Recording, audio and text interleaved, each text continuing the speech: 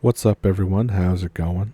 They let us get to Friday again, so that means it's time for another episode of the TheLeaf podcast. This episode doesn't really have a specific theme, it's more of just a whole bunch of crazy stuff that I found this week. And if this is your first time tuning in for this third video that I do during the week, it's not just all stories, it's more conversational, it's more about weird things that I find, usually articles or otherwise, and I'll put the links down below in the description.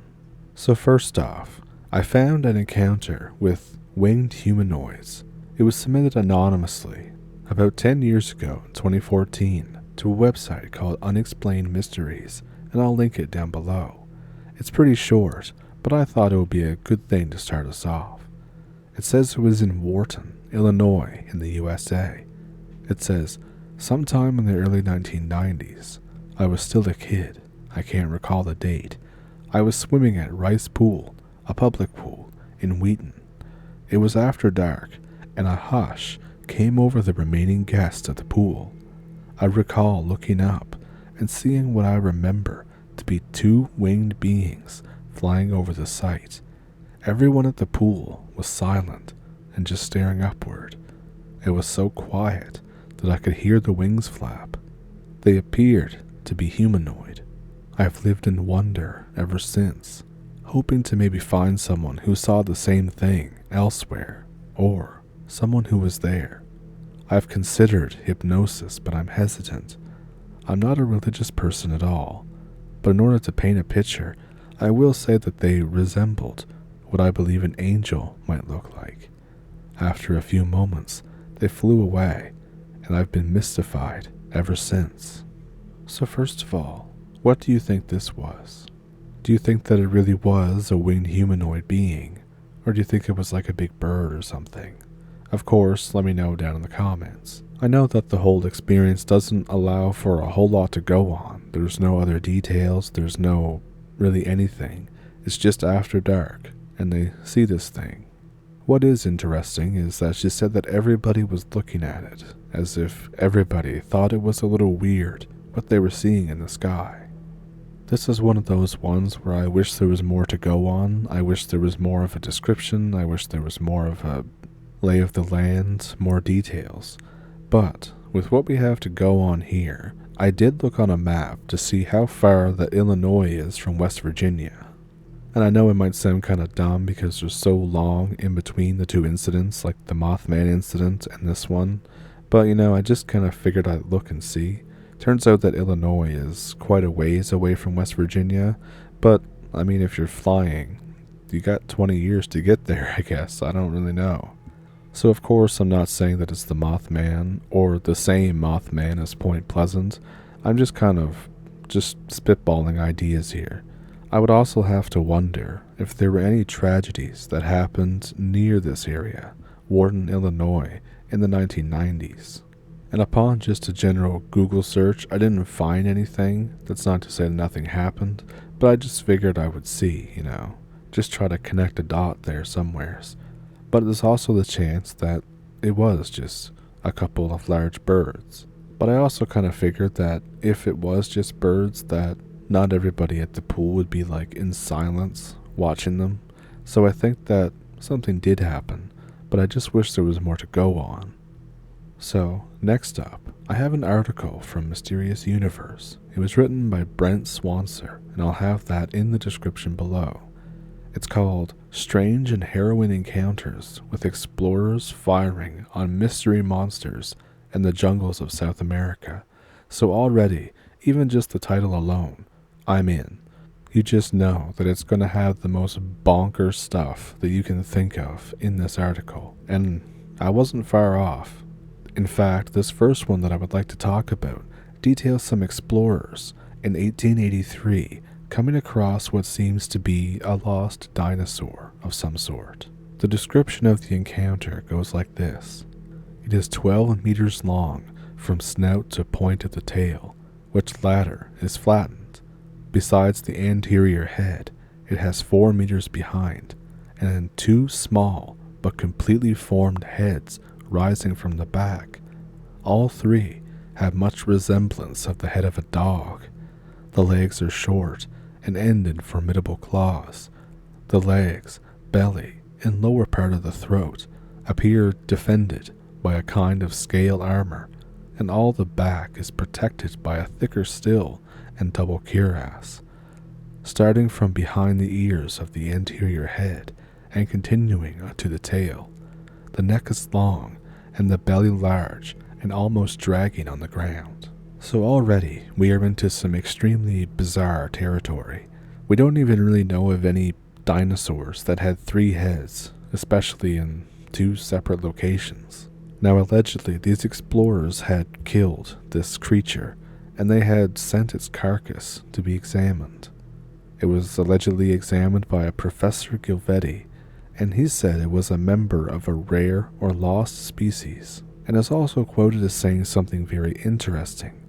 He said that the local Indians in some parts of Bolivia use small earthen vases of an identical shape to this creature. They may have copied it from this creature or elsewhere in nature. So I don't know about any of you, but whenever I hear about lost dinosaurs or lost prehistoric cryptids, there's a part of me that is so enthralled by it. I think it's because when I was a kid I was obsessed with dinosaurs, and I always thought that dinosaurs could still be around somewheres. I just thought that to myself when I was a kid. And of course now I talk about cryptids on the internet, so they really cross over, and for me that's crazy. Now, of course, the source for this original story in 1883 was anonymous, so there's no real way to verify it. There's also no way to see if there was actually a body, because the body disappeared, allegedly. And I'm not saying either way that whether that makes it totally unrealistic and fake, or if it means that it's being concealed from people, that there are these creatures out there. But I do think, on the flip side, that there are a lot of discoveries and a lot of things that are just hidden from us, and they really shouldn't be. I can't say who they are, but I have talked to a few people who have made discoveries of some sort, and they were basically told to shut up about it. That they weren't allowed to talk about it, that they would be completely discredited by all their peers, because it went against some kind of narrative, which I really don't agree with. Why would we want history to have a certain narrative? Why can't we just have history the way it was?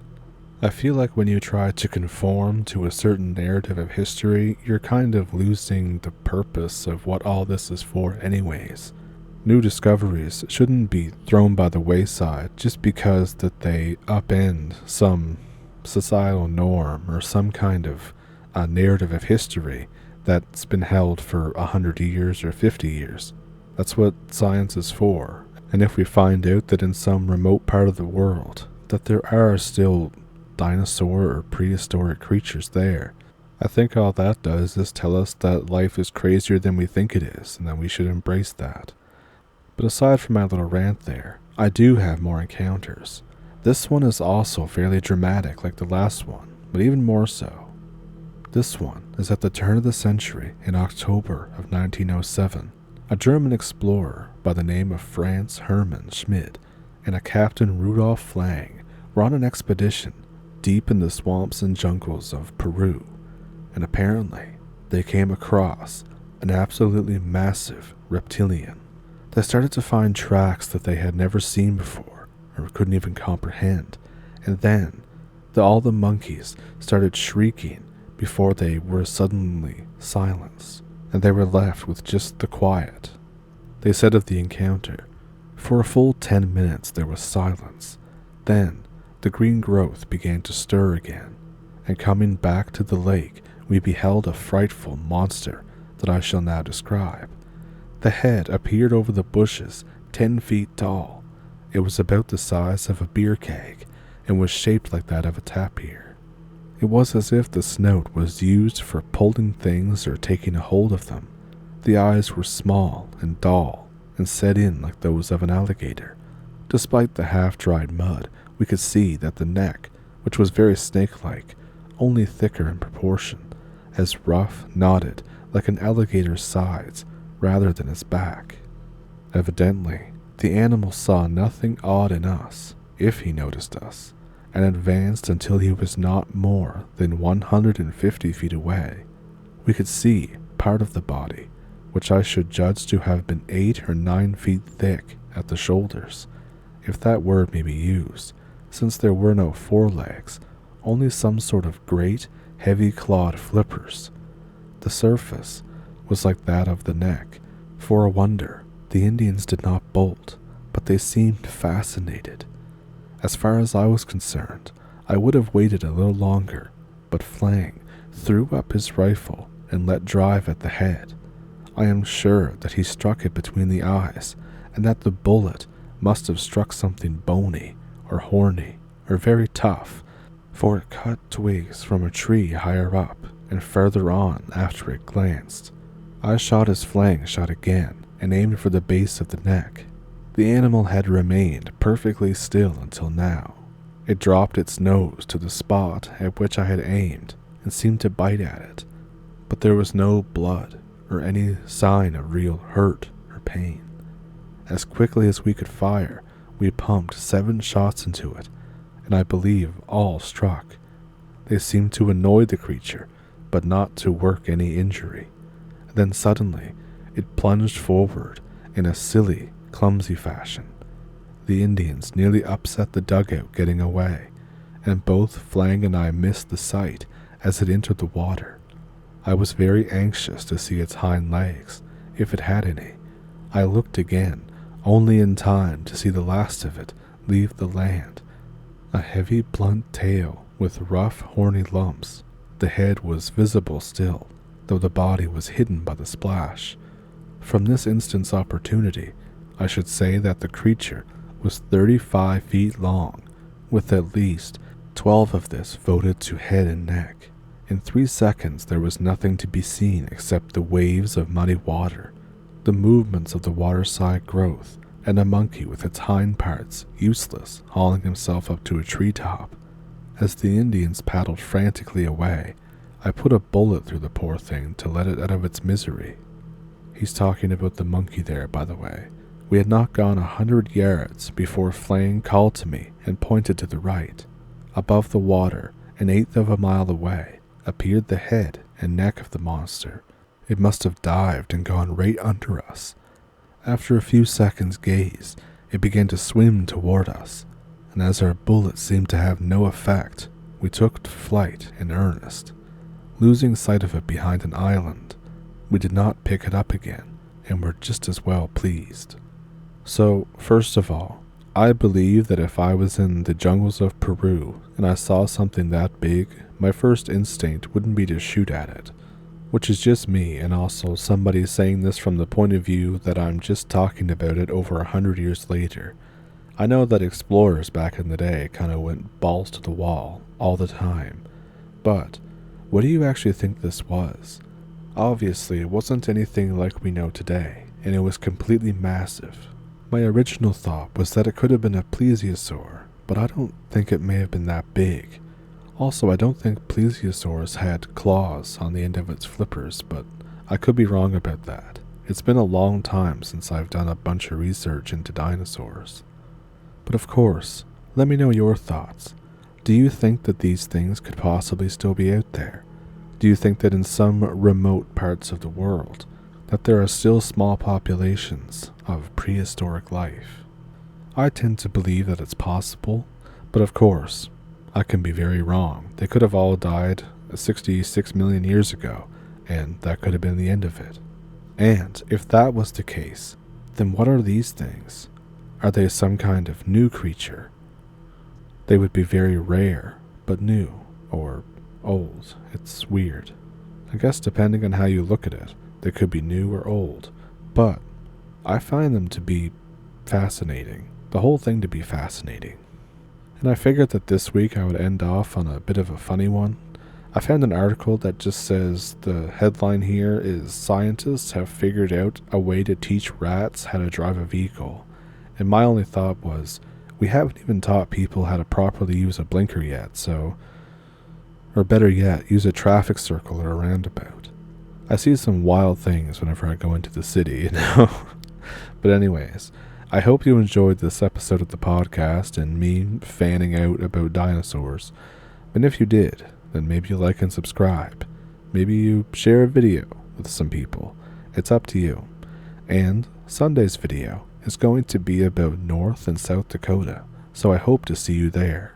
There's going to be links in the description where you could send in a story for a video, or you can donate to the channel. And with that, I will see you Sunday. Thank you for tuning in to this short episode of the podcast, and I'll see you then. Thanks for pulling up a stump, and thanks for watching. Have a good weekend.